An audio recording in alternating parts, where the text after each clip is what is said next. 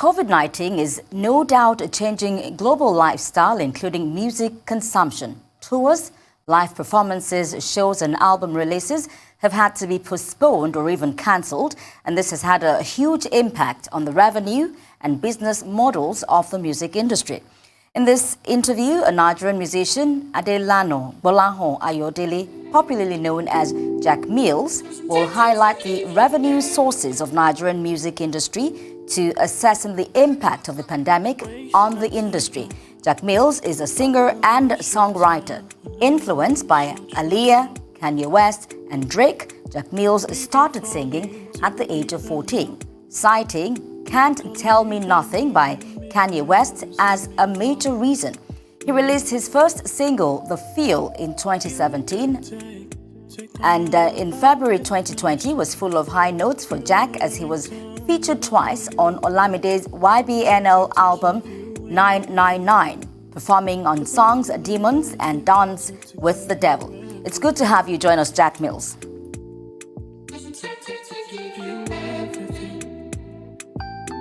Yeah, thanks for having me on the show. All right, you began singing at the age of 14. Tell us about that journey and what inspired you to start singing. I listened to a lot of music growing up because my dad had a collection of songs. Like, he played them every time he had the opportunity to. So from listening to songs, and you got to see a lot of songs you liked, and you learned the lyrics, and from there you would want to write your own because you felt like if these people could actually do this, then you could do yours. And I was good at poetry and, you know, creative writing then, so I just fused that into music, and from there I started writing songs. Like, they were not all that then, but with time and listening to more music, then yeah. And together. Jack Mills, Kanye West was a major influence, you know, as you were growing up as well. So tell us a little bit about that, you know. How was it that, or what made it, you know, such an inspiration? Take us through that story. Okay, I loved Kanye because Kanye was different, and he had so much stories to tell, which I could relate to. Like, I had so much I wanted to say. There was so much I was going through. There was a lot of stuff happening around me growing up. So looking at Kanye West, I figured out that this is someone that had a lot of story to tell. And it wasn't just about the music. It was about the creativity, the art. It was telling a story every part of the creation, from the beat making to the way the songs were written, to the way it was arranged. So I could relate to that, and like, it inspired me a lot to want to do that, to tell my story through music, because that was the way I felt comfortable the most. So Kanye West really gave me that you can do it too if I can do it kind of, you know, avenue. Yeah. Well, what a role model. Well, you've just released a new single titled Temptation and on MTV. How great is that? Help us understand how that has been in helping you with the business of music in these times of COVID. Temptation on MTV base is very big because, I mean, that's like the biggest platform musically on television for music in Nigeria or West Africa. So being on that platform is very big. Temptation was created during the lockdown, COVID-19 lockdown 2020. So me and my friends, my producer, Black Culture, Aziz, and Ken Wandiobu, my friend, very close friend, and a creative person, is like a contemporary artist. So we came together to create Temptation in the lockdown, meaning that the funds were not really there because, you know, lockdown, people were not really making money, everybody had to stay inside. So we had to use our creativity, because we're all artists and we create, and also make use of the fact that everybody went digital. Nobody was going out, there was no physical connection between people. We had to use the internet. So we just focused on that, like using our creativity and looking for how we can actually package this thing, making the best with the little we had and making something beautiful. So Temptation is not just the music alone, it's like a feeling, because it came during a time when everybody was like in doubt, wondering what was next, what was happening.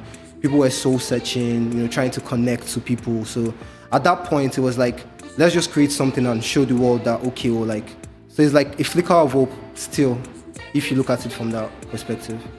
And let's talk more in detail with regards to COVID-19, because you mentioned, you know, the lockdown. You also talked about going digital. How do you think COVID-19 has actually impacted not just on you, but on the music industry as a whole here in Nigeria? Okay, COVID made a lot of people stay indoors, social distancing.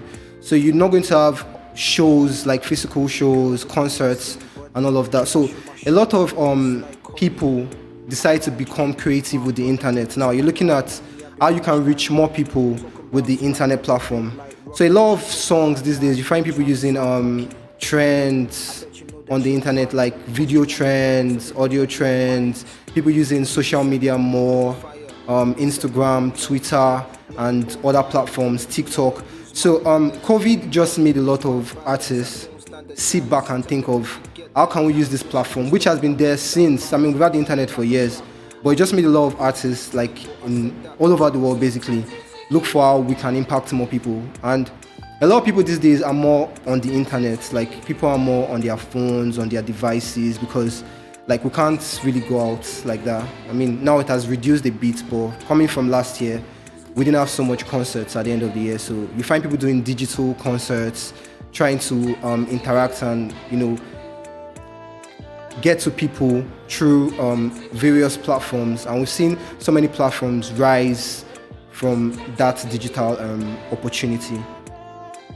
And Jack Mills, let's also look at how COVID has impacted the revenue sources of the Nigerian music industry. Tell us about that. Yeah, the only part I feel COVID would have affected, like I said, is the shows and the concerts, which also generates revenue for artists because you sell tickets and you have people coming to listen to your music. But on the same side, it has increased the revenue coming in from the digital platforms. You have more people listening to songs now. You have more people downloading albums. You're just at home, you're not doing anything. You just found out there's new music, you want to listen to it, and you play it, you share it with your friends, because music is a way to connect and interact. So like a lot of people are sharing music on the internet now. You find people that normally their songs might not do so much numbers digitally, probably maybe through mechanical sales, selling CDs and all. But now they're doing more numbers digitally because that's like the platform or the avenue that's being pushed the more because of the COVID. Now, as you mentioned, because of COVID, your numbers are being done digitally, and you've explained quite a number of avenues through which other artists are basically engaging to sort of get revenue. But I wanted you to sort of personalize it and tell us about your own personal experiences in terms of how you've actually survived throughout this pandemic period. Okay, for me personally, getting revenue for music, I would advise any artist to always have a second source of income. You can't focus on music. Music is an investment, but sometimes it could be long run. So you need to have other sources of income that you can use to facilitate. For me, I'm a fashion designer, so fashion brings in some revenue, which I push into the music. But digitally, like I said, so most of the revenue I'm getting is from digital streams. That's people listening to your songs on platforms like Apple Music, Spotify, and various digital platforms, music streaming platforms.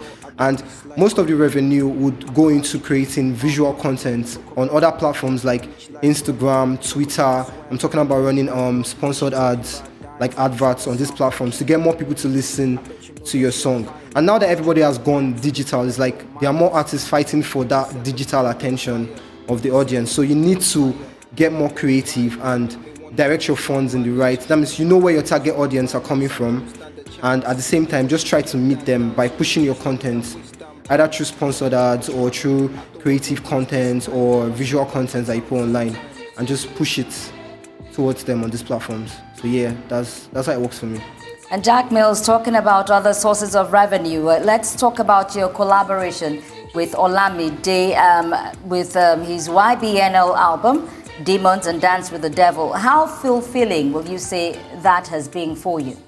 Yeah, it was a great platform, very big platform, because it's like you're trying to get somewhere, then someone comes through and gives you like a platform to actually push yourself and show yourself to the world. Because I know a lot of people may not have heard about me if not for the 999 platform. That was Olamide's album, which was last year. So a lot of people got to know me through there. So it got me a lot of audience, a lot of listeners. More people paid attention, like, okay, for Olamide to put this person on the project, that means this person has like a lot to offer. So people would want to check out your previous projects because I had numbers on digital streams go up on my previous project when I got on the 999 project for Olamide. So the platform it gave me, which was like an avenue to get more people to listen to you, because it has a very big fan base. So like all his fans would actually check out my previous music. So it was a big platform, like publicity-wise. And Jack Mills, I would like to sort of talk about this away from your music now, more recent developments here in Nigeria. And I have a feeling, you know, that you have a strong view on this. And I thought, okay, let me ask. I want to gauge your thoughts regarding the NSAS protests, the Lagos Judicial Panel, and most recently, the recent Occupy Lekki tollgate incidents that happened yesterday. Yeah. Okay, for me, the protest is, the protest general, I'm talking from last year and the one that happened like yesterday.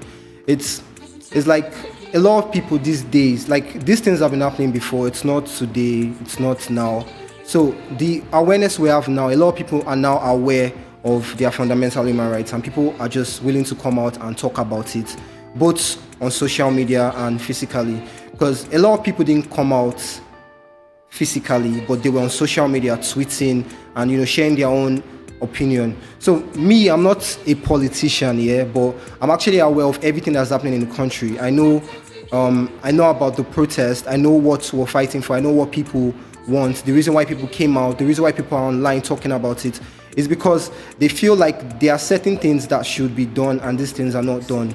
So people will keep talking, people that will protest will keep protesting until the government comes to meet people at their point of need, which I feel eventually is going to happen if we just keep talking about it.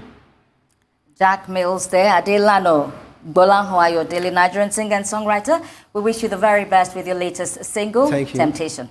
Thank you for joining us.